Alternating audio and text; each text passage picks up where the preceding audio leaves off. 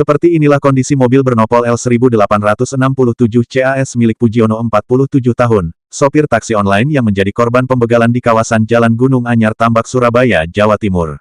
Korban mengalami luka parah di bagian leher setelah ditusuk menggunakan senjata tajam oleh Maria Livia 23 tahun penumpangnya sendiri.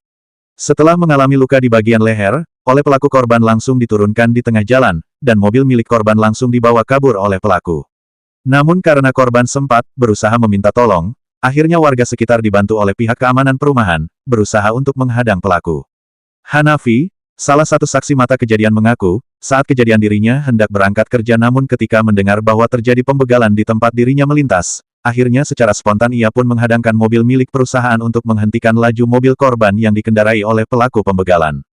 Meski kendaraan miliknya mengalami kerusakan yang cukup parah di bagian belakang sebelah kiri, namun dirinya tak menyesal karena aksi heroik yang dilakukannya berlandaskan rasa kemanusiaan.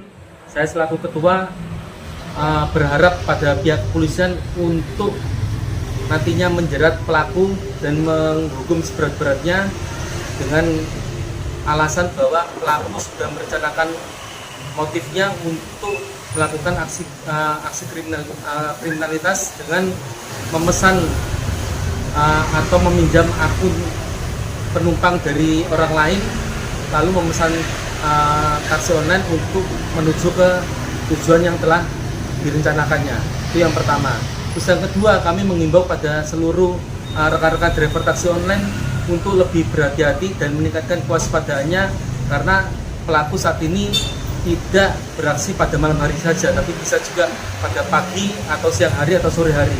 Untuk itu, jika nantinya mendapatkan tujuan ke daerah sepi, untuk teman-teman driver taksi online lebih berhati-hati lagi dan meningkatkan kewaspadaannya. Dan jika ada gerak-gerik dari penumpang yang mencurigakan, bisa segera meminta bantuan pada warga sekitar dengan memencet klakson sekencang-kencangnya, seperti itu.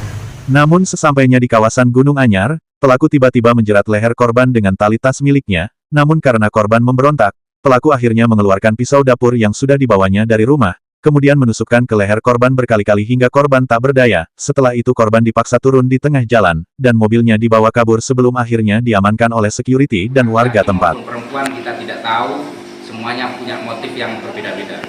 Melihat calon penumpang. Betul. Jadi dilihat yang pertama itu tadi dipastikan aplikasinya. Orang lain tadi siapa dan yang dipakai aplikasinya dan? Nah itu HP-nya itu pakai HP orang lain. Yeah. Ya, kita masih sisiri ke sana belum ketemu. Oke. Dia pengakuan awal ada komplotannya 3 orang lagi sudah kabur.